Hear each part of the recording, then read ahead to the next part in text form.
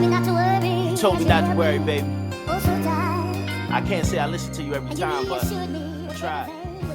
You can see.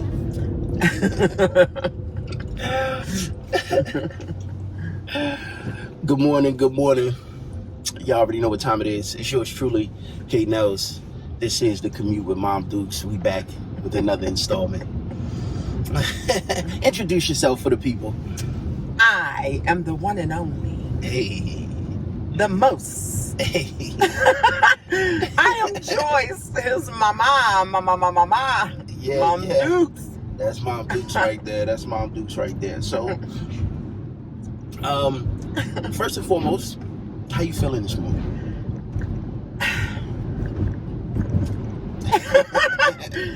Because every day I'm always feeling great, excited, and, just entering a brand new day. Yeah. Every day, no matter what. Mm-hmm. But I have to admit, more and more lately, I'm coming into such revelation knowledge of the reality of this realm, this space, this earth, this society in which we live in. And so I've been listening and redoing a lot of looking back on our history and from back to coming forward to see how far have we advanced, and that affects your spirit. Like, I am so appalled, and I am so, this morning I'm feeling like, wow, what a system we've been under all these years. And I look at us today, where's the awareness? Where, oh my God. So to answer your question, I still feel great. It's just working through that. Gotcha. Working through that. Gotcha. No, I understand. That's the beauty of life's journey. Because as long as you're living, you're learning. Yeah. You're growing. You're evolving. You're adapting. You're being constantly made aware. Yes. It beats the alternative, which is True. not living, right? True. The only thing not living, learning, and growing is death. Yeah. That's it. That's it. That's the truth. So, I sent you a video, and I wanted to chat a little bit. I told you to check out the Cam Newton interview with Dr. Bryant. Yes. Yeah. And to dialogue about it. So I'll pick your brain on that, especially because there's a lot of value in the perspective of the generations before us. And we really should take time. And when I say we, I'm speaking to the millennials, the Gen Zers. We really should take time to appreciate, listen, and learn from our elders as much as possible. So I wanted to bring this conversation to the commute, right? Okay. So Cam Newton had a doctor of psychology on his Funky Friday platform, and they were talking about a lot of different things as it pertains to love and relationship and growth and self-awareness and all of those things. But I think one of the most interesting parts of the conversation for me was when they talked about the relationship between value and function as it pertains to the relationship between man and woman. So you have high value, low value, high function, low function. And I thought that was an interesting perspective to put it in. But to kind of keep it general before we start unpacking, what's your overall thought of what you saw in that interview? I thought it was a very interesting interview. I thought it was a good interview. I did immediately, in my opinion, I felt like Cam, like they weren't on the same page starting out. They weren't on the same energetic level of communicating starting out. Yeah. I felt that Cam had a lot within himself. He had things he was desiring to know, and he was trying to put it forth in a way that maybe indirectly, I felt like he was holding back. Yeah, you can see that. He was in many ways, and I agree. I think the biggest challenge, I know, although it wasn't a competition, Cam Newton was just outclassed. He was sitting across from someone who just had a far larger bandwidth in this conversation, in this dialogue than he.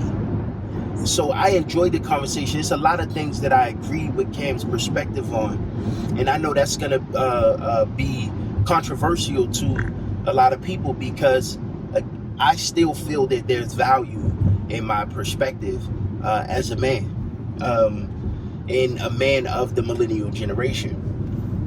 But with Cam Newton, I feel like he has a position. He couldn't articulate his position as well as she could articulate hers. And there was times throughout I've really felt like Cam Newton, for the first hour, he was trying too hard, in my opinion, to say, "Ooh, I got you," or to create a counter narrative, as opposed to just listening and building with her.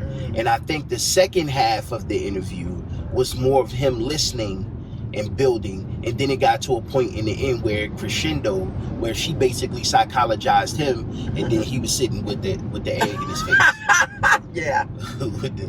with the proverbial egg in his face. Yeah, I agree. I think that's a good breakdown. The part of it that I agree with Cam Newton on is the lens at which we view marriage as. And I won't speak for all men in this generation. Obviously, there's rules and there's exceptions.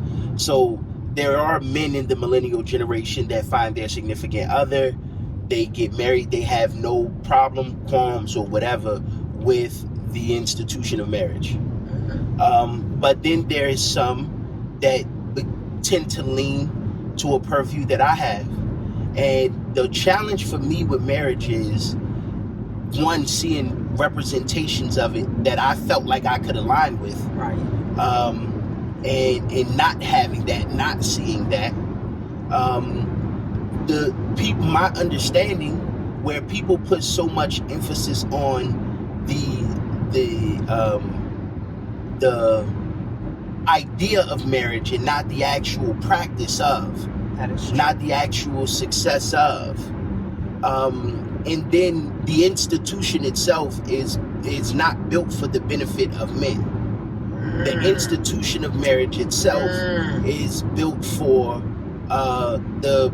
pretty much the sustainability, and I'm talking about the institution. So I can I'll call it the function of marriage. I have no problem with the function of marriage to create that distinction. I have a problem with the institution of marriage. To me, a rose by any other name smells just as sweet. So if it's just the legal aspect, if it's just about you legally being able to say we're married, that's where you lose me, because it's so many other steps that we can take legally to protect our assets, or all of those different things that comes with the institution of marriage. The function of marriage, I understand. Creating a nuclear family, creating a sustainable structure to be able to build harmony and peace of mind between you and the person that you're in a relationship with. But the institution of marriage doesn't serve me at all. It does nothing for me. It's not a notch in my hat. It's not a feather in my hat. It's just another element of the indoctrination that we've been under and that we continue to be under. And anybody that presents a counter narrative to that is immediately shunned and ostracized for that opinion. But as you know me, I have no fear of being shunned or ostracized, because I care enough about me to not care about what people think. Right. I can't control. Good. Because you can't control people. But for me, that was the part where I say I align with Cam Newton, because he expressed his willingness to have kids despite an unwillingness to get married. And that's a common theme in the millennial generation and the Gen Z. And we see it because the birth rate is, I'm not going to say, well, I won't speak to the birth rate, but I'll say you hear more conversations now via social media and other platforms where men and women alike are expressing that idea. Hey, I don't know about marriage, but I do want to have kids. And there was a time where children used to only be a function of marriage, but that was only through the religious lens. So it may be some correlation there. You have a generation that's far less religious than any generation that preceded it, speaking of the millennial generation and Gen Z. So now that same value system doesn't exist. Right. And so it's reflected in the institutions like marriage.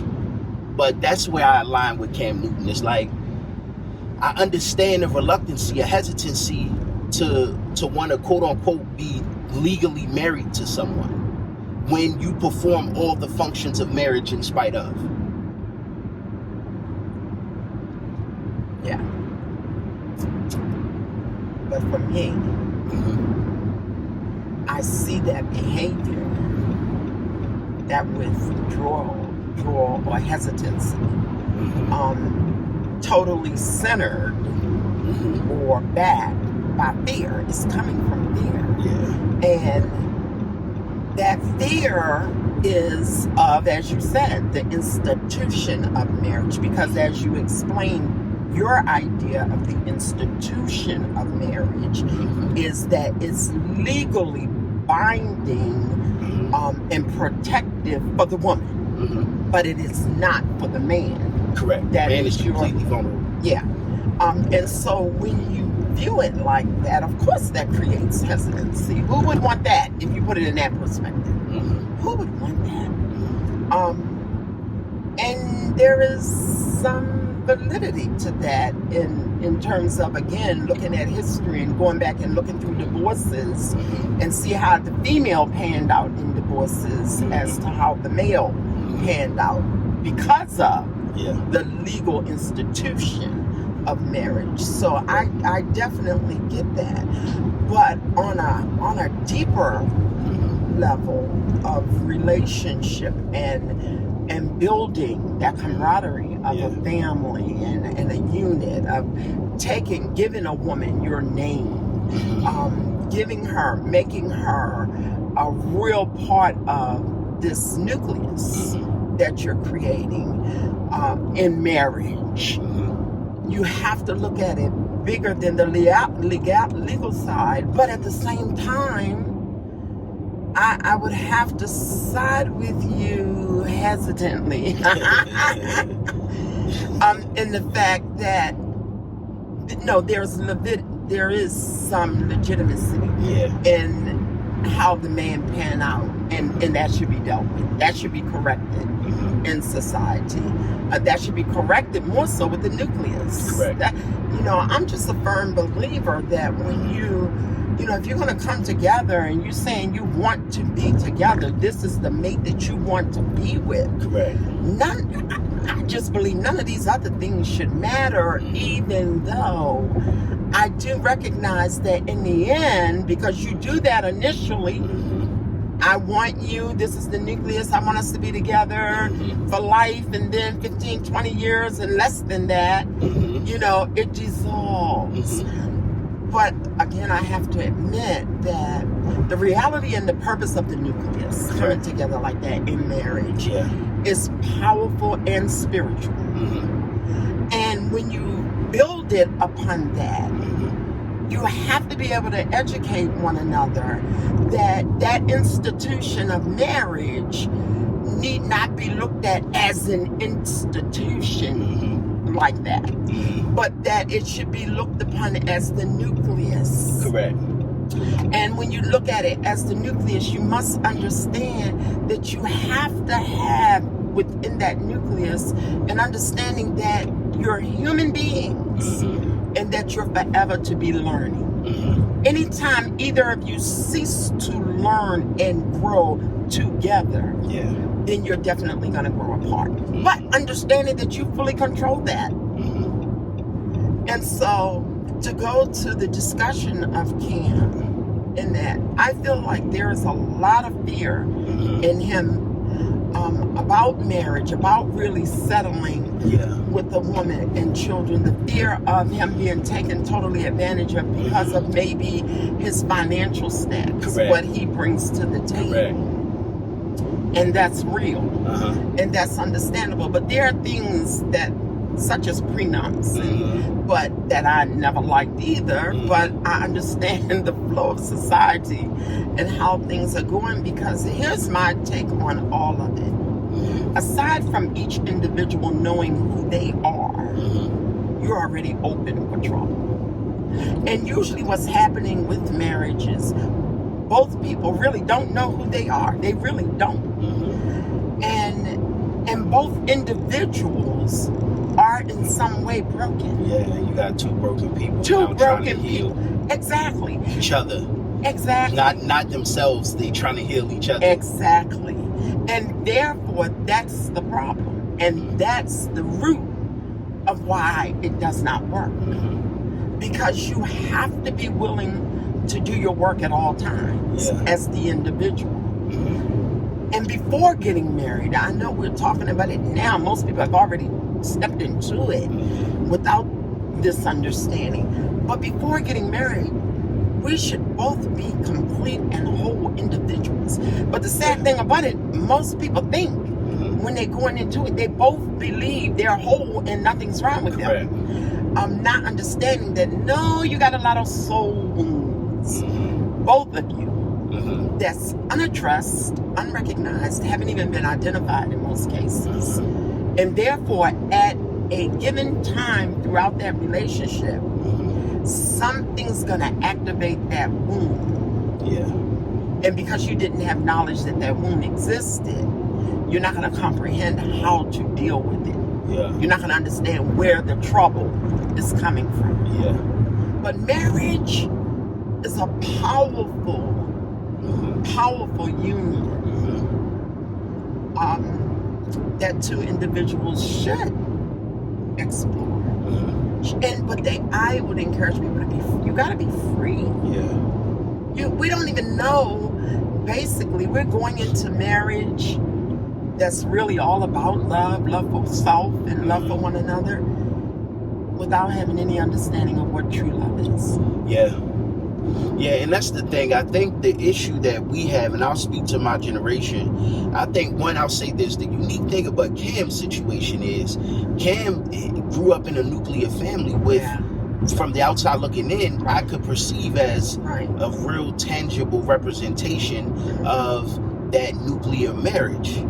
So it's a testament to the shift in the generation, because in spite of being in that nuclear family, he still feel like other men feel in this generation. Like, I could say I don't know what a tangible representation of that nuclear family that without infidelity. I don't have a tangible representation outside of a couple of homies. I got a couple of homies that I know unequivocally, right? But outside of that, I didn't grow up with any representation. No matter who it was. Uncles, brothers, father. So it forced me to analyze the relationship aspect, the relationship nature of it differently. Because it's like, on one end, you could say men are just undisciplined dogs, and that's why they won't be faithful. But on the other end, you have to ask a deeper question. So why is it with so many? Why is it more often than not a man wanders outside of his relationship? So in asking that question and posing that question, okay, let's analyze the behaviors, and let's be honest with the reflection.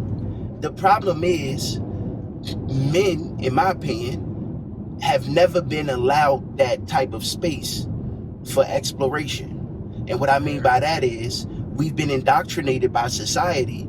And I tell my friends all the time when we had these conversations, monogamy is a far newer concept than anything else. But yet, this is what has been imposed as a societal norm.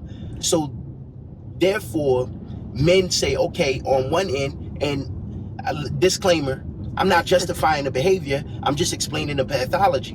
On one end, I want to be monogamous because that's what I was taught to be through religion or whatever, right? Through indoctrination, through society, whatever. And then on the other end, it's like, I know what my eyes see and my body feel.